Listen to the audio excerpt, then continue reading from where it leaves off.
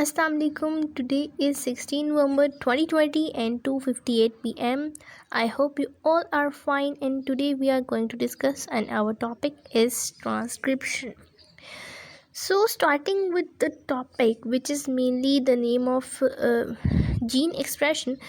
हमें कुछ इसमें याद रखनी है कि हमारा जो RNA है वो हमेशा जब ट्रांसक्रिप्शन, सबसे पहले हमें पता होना चाहिए कि होती क्या है। Transcription is the formation of RNA from DNA, ठीक है। और हमेशा जब RNA की हमारी जो सिंथेसिस होती है वो 5 to 3 डायरेक्शन में होती है। उसके बाद हमने देखा RNA के 3 स्ट्रक्चर हो सकते हैं, primary, secondary and tertiary. Primary sequence का मतलब है कि जो DNA में जो RNA में जो न्यूक्लियोटाइड्स हैं उनका सिंपल जो सीक्वेंस होगा उसे हम प्राइमरी सीक्वेंस कहेंगे। जैसे ये आप देख रहे हैं, ये एक RNA का मॉलिक्यूल है और इसमें जो है RNA के डिफरेंट न्यूक्लियोटाइड्स का सीक्वेंस दिखाया गया है, 3 RNA का, और फॉस्फेट ग्रुप से एक दूसरे से अटैच है। ये हमारा प्राइमरी सीक्वेंस। उसके बाद ये जो आप हेयर पिन स्ट्रक्चर देख रहे हैं, ये दरअसल हमारे टर्शियरी दरमियान में हमारा सेकेंडरी स्ट्रक्चर रह गया। तो जब हमारे न्यूक्लियोटाइड्स एक डबल स्ट्रैंडेड स्ट्रक्चर बना देंगे उसे हम सेकेंडरी स्ट्रक्चर कहेंगे। और टर्शियरी स्ट्रक्चर क्या होता है कि जब हमारी एक हेयर पिन, वो हम बाद में करेंगे, हेयर पिन क्या होती है, जब हमारी ट्रांसक्रिप्शन के एंड पे एक हेयर पिन बन जाती है, वो जब एक हेयर पिन जो है वो अपने कंप्लीमेंट्री न्यूक्लियोटाइड्स के साथ ही पेयर अप करना शुरू हो जाए। In other words, unpaired regions of the hairpin pair up with the other regions on the same RNA. तो इसको हम जो है वो कहते हैं टर्शियरी स्ट्रक्चर ऑफ RNA। अब हमारे पास 3 जो है वो हमारे पास टर्म्स आ जाती हैं, RNA प्रोसेसिंग, एडिटिंग और मॉडिफिकेशन। इसका हमें बताना चाहिए स्टार्ट करने से पहले। RNA प्रोसेसिंग का मतलब होता है कि RNA में जो है वो बॉन्डिंग के चेंज आ जाए, यानी कुछ जो है वो बॉन्ड्स ब्रेक हो जाएँ, कुछ नए बॉन्ड्स फॉर्म हो जाए, इसे हम RNA प्रोसेसिंग कहते हैं।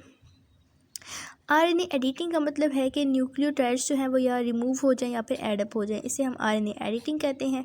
प्रोसेसिंग में बॉन्ड आए, एडिटिंग में न्यूक्लियोटाइड्स की बात आई, और RNA मॉडिफिकेशन का मतलब है कि जो बेस और शुगर जो है उसमें जो है वो कुछ चेंजेस आ जाएँ, वो RNA मॉडिफिकेशन होगी। क्या चेंजेस हो सकते हैं?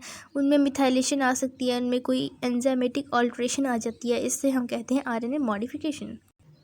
अच्छा जी, तो ट्रांसक्रिप्शन स्टार्ट करने के लिए सबसे पहले हमारी एक साइट होती है प्रोमोटर साइट, जहाँ पे हमारा एंजाइम RNA पॉलीमरेज आके जुड़ता है और हमारी ट्रांसक्रिप्शन स्टार्ट होती है।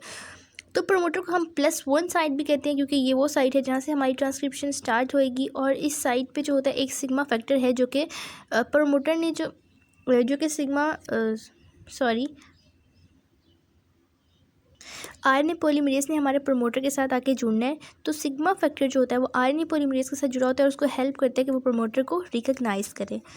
तो अब हमारा यानी कि ये एंजाइम है और ये इससे मदद हासिल कर रहा है अपना काम करने के लिए। तो जो हमारा RNA पॉलीमरेज है जिसके साथ सिग्मा फैक्टर लगा होगा तो उसे हम कहेंगे होलो एंजाइम, और अगर सिग्मा फैक्टर इसके साथ नहीं लगा होगा तो इसे हम कहेंगे core enzyme without sigma factor.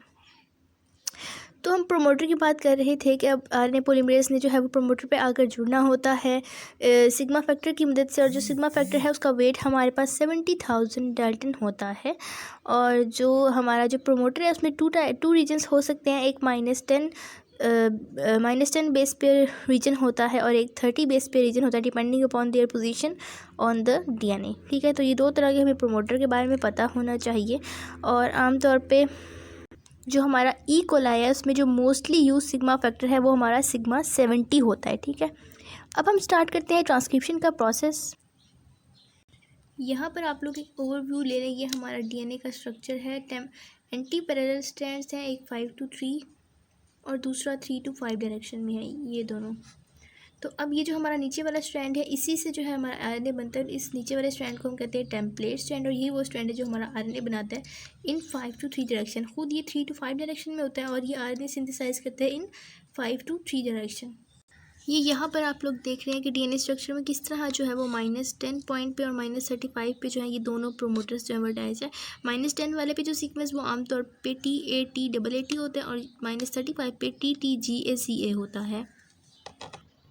तो होता कुछ यूँ है कि जब हमारा जो RNA पॉलीमरेज है जो कि ट्रांसक्रिप्शन का एंजाइम है, ये आके जब प्रोमोटर से अटैच होता है, तो जब ये अटैच होता है तो वहाँ से जो हमारा RNA के जो स्ट्रैंड्स हैं वो एक ओपन स्टेट में आ जाते हैं, वो अनकॉल हो जाता है। अब हमें पता है ये नीचे वाला टेम्पलेट स्ट्रैंड है, ऊपर वाला जो है वो नॉन टेम्पलेट स्ट्रैंड है। तो जब ये ओपन जो कॉन्फ़िगरेशन में आ जाएंगे उसके बाद ये जो हमारा सिग्मा फैक्टर होता है जो कि हेल्प आउट कर रहा होता है RNA पॉलीमरेज को, सिग्मा फैक्टर जो है वो नॉन टेम्पलेट स्ट्रैंड पे अटैच हो जाता है। इस प्रोसेस को हम कहते हैं आइसोमेराइजेशन।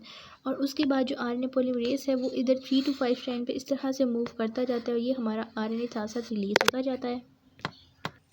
तो इस तरह से हमारा पहले ये डीएनए स्ट्रैंड था, फिर इसके ऊपर आके पॉलीमरेज ने जो था वो हमारे प्रोमोटर को रिकग्नाइज़ किया। जैसे ही पॉलीमरेज अटैच हुआ तो हमारा डीएनए स्ट्रैंड जो है वो उसने एक ओपन कम्प्लेक्स बना लिया, और ओपन कम्प्लेक्स बनाने के बाद उसने आइसोमराइजेशन की है, जैसे कि हमने पहले पढ़ा है। फिर डीएनए पॉलीमरेज आगे आगे मूव करता गया, और उसके पीछे पीछे आप डॉटेड लाइन देख रहे हैं, उसके पीछे पीछे जो है वो आरएनए जो है वो इस तरह डायरेक्शन में जो है वो बनता रहेगा। ये आपको बॉन्ड्स भी नज़र आ रहे हैं जो बन रही हैं डीएनए के ऑपोजिट आरएनए का स्ट्रैंड है, उनके दरमियान बॉन्ड्स भी बन रहे हैं। इसको हम जब ये बन रहा होता है तो इसे हम कहते हैं डीएनए आरएनए हाइब्रिड, यानी ये एक मिक्स स्ट्रक्चर बन गया। तो यहाँ पे मूव करते जाएंगे। अब यहाँ से जो है वो आरएनए के न्यूक्लियोटाइड्स एडअप होते हैं और इस जगह से जो है वो निकलते हैं, यानी रिलीज आउट। तो इसको हम कहते हैं एक्टिव चैनल, और इस जगह को हम कहते हैं एग्जिट चैनल। तो एक हमारी एंटीबायोटिक है रिफेम्पिसिन। रिफेम्पिसिन क्या करती है, वो कभी कभी जो है वो एक्टिव फेज पे यहाँ पे आके जुड़ जाती है, जिसकी वजह से नए न्यूक्लियोटाइड्स नहीं आ सकते। तो यूँ जो है वो आरएनए की जो है वो बनने का प्रोसेस वो स्टॉप आउट हो जाता है, और इस तरह ट्रांसक्रिप्शन जो है वो ब्लॉक हो जाती है। और अगर वो अभी ये आए बात कि अगर रिफेम्पिसिन आ जाए, अगर रिफेम्पिसिन नहीं आई तो वो जो है वो कंटिन्यू करेगा प्रोसेस, पॉलीमरेज मूव करता जाएगा, और ये हमारा जो है वो आरएनए स्ट्रैंड बनता चला जाएगा, और ये इस बनने के प्रोसेस को हम कहते हैं एलोंगेशन। तो जी हमने प्रोमोटर की बात कर ली, सिग्मा फैक्टर की बात कर ली, आइसोमरेशन और रिफेम्पिसिन की बात कर ली। अब हम बात कर लेते हैं एबॉर्टिव ट्रांसक्रिप्शन की। ये आप देख रहे हैं कि किस तरह रिफेम्पिसिन आके यहाँ अटैच हो गया और ट्रांसक्रिप्शन ब्लॉक हो गई। अगर हमारी 10 न्यूक्लियोटाइड्स जो है वो ट्रांसक्राइब हो गई हैं, 10 या 11, तो जो सिग्मा फैक्टर्स हैं वो एक सिग्मा 3.2 लूप बनाकर ट्रांसक्रिप्शन को ब्लॉक कर देंगे। क्यों? क्योंकि वो एग्जिट चैनल पर आके जो है वो ब्लॉकेज क्रिएट करेंगे और आरएनए मज़ीद इलोंगेट नहीं हो पाएगा, और इस तरह से ट्रांसक्रिप्शन ब्लॉक हो जाएगी। लेकिन अगर हमारे 12 न्यूक्लियोटाइड्स ट्रांसक्राइब हो चुके हैं तो सिग्मा 3.2 अगर आएगा तो वो उसको धकेल के उतार देंगे और ट्रांसक्रिप्शन ब्लॉक नहीं हो पाएगी। It will continue. Assalamu alaikum. Today is 16 November 2020 and 2:58 p.m. I hope you all are fine, and today we are going to discuss, and our topic is transcription. So starting with the topic, which is mainly the name of gene expression, हमें कुछ इसमें याद रखनी है कि हमारा जो RNA है वो हमेशा जब ट्रांसक्रिप्शन, सबसे पहले हमें पता होना चाहिए कि होती क्या है। Transcription is the formation of RNA from DNA, ठीक है। और हमेशा जब आरएनए की हमारी जो सिंथेसिस होती है वो 5 to 3 डायरेक्शन में होती है। उसके बाद हमने देखा आरएनए के 3 स्ट्रक्चर हो सकते हैं, primary, secondary and tertiary. Primary sequence का मतलब है कि जो डीएनए में जो आरएनए में जो न्यूक्लियोटाइड्स हैं उनका सिंपल जो सीक्वेंस होगा उसे हम प्राइमरी सीक्वेंस कहेंगे। जैसे ये आप देख रहे हैं, ये एक आरएनए का मॉलिक्यूल है और इसमें जो है आरएनए के डिफरेंट न्यूक्लियोटाइड्स का सीक्वेंस दिखाया गया, 3 आरएनए का, और फॉस्फेट ग्रुप से एक दूसरे से अटैच है। ये हमारा प्राइमरी सीक्वेंस। उसके बाद ये जो आप हेयर पिन स्ट्रक्चर देख रहे हैं, ये दरअसल हमारे टर्शियरी, दरमियान में हमारा सेकेंडरी स्ट्रक्चर रह गया। तो जब हमारे न्यूक्लियोटाइड्स एक डबल स्ट्रैंडेड स्ट्रक्चर बना देंगे उसे हम सेकेंडरी स्ट्रक्चर कहेंगे। और टर्शियरी स्ट्रक्चर क्या होता है कि जब हमारी एक हेयर पिन, वो हम बाद में करेंगे, हेयर पिन क्या होती है, जब हमारी ट्रांसक्रिप्शन के एंड पे एक हेयर पिन बन जाती है, वो जब एक हेयर पिन जो है वो अपने कम्प्लीमेंट्री न्यूक्लियोटाइड्स के साथ ही पेयर अप करना शुरू हो जाए। In other words, unpaired regions of the hairpin pair up with the other regions on the same RNA. तो इसको हम जो है वो कहते हैं टर्शियरी स्ट्रक्चर ऑफ RNA। अब हमारे पास 3 जो है वो हमारे पास टर्म्स आ जाती हैं, आरएनए प्रोसेसिंग, एडिटिंग और मॉडिफिकेशन। इसका हमें बताना चाहिए स्टार्ट करने से पहले। आरएनए प्रोसेसिंग का मतलब होता है कि आरएनए में जो है वो बॉन्डिंग के चेंज आते हैं, यानी कुछ जो है वो बॉन्ड्स ब्रेक हो जाएँ, कुछ नए बॉन्ड्स फॉर्म हो जाए, इसे हम आरएनए प्रोसेसिंग कहते हैं। आरएनए एडिटिंग का मतलब है कि न्यूक्लियोटाइड्स जो हैं वो या रिमूव हो जाएं या फिर एडअप हो जाएं, इसे हम आरएनए एडिटिंग कहते हैं। प्रोसेसिंग में बॉन्ड आए, एडिटिंग में न्यूक्लियोटाइड्स की बात आई, और आरएनए मॉडिफिकेशन का मतलब है कि जो बेस और शुगर जो है उसमें जो है वो कुछ चेंजेस आ जाएँ, वो आरएनए मॉडिफिकेशन होगी। क्या चेंजेस हो सकते हैं? उनमें मिथाइलेशन आ सकती है, उनमें कोई एंजाइमेटिक ऑल्ट्रेशन आ जाती है, इससे हम कहते हैं आरएनए मॉडिफिकेशन। अच्छा जी, तो ट्रांसक्रिप्शन स्टार्ट करने के लिए सबसे पहले हमारी एक साइट होती है प्रोमोटर साइट, जहाँ पे हमारा एंजाइम आरएनए पॉलीमरेज आके जुड़ता है और हमारी ट्रांसक्रिप्शन स्टार्ट होती है। तो प्रोमोटर को हम +1 साइट भी कहते हैं, क्योंकि ये वो साइट है जहाँ से हमारी ट्रांसक्रिप्शन स्टार्ट होएगी। और इस साइट पे जो होता है एक सिग्मा फैक्टर है, जो कि प्रोमोटर ने जो कि आरएनए पॉलीमरेज ने हमारे प्रोमोटर के साथ आके जुड़ना है। तो सिग्मा फैक्टर जो होता है वो आरएनए पॉलीमरेज के साथ जुड़ा होता है और उसको हेल्प करता है कि वो प्रोमोटर को रिकग्नाइज़ करे। तो अब हमारा यानी कि ये एंजाइम है और ये इससे मदद हासिल कर रहा है अपना काम करने के लिए। तो जो हमारा आरएनए पॉलीमरेज है जिसके साथ सिग्मा फैक्टर लगा होगा तो उसे हम कहेंगे होलो एंजाइम, और अगर सिग्मा फैक्टर इसके साथ नहीं लगा होगा तो इसे हम कहेंगे core enzyme without sigma factor.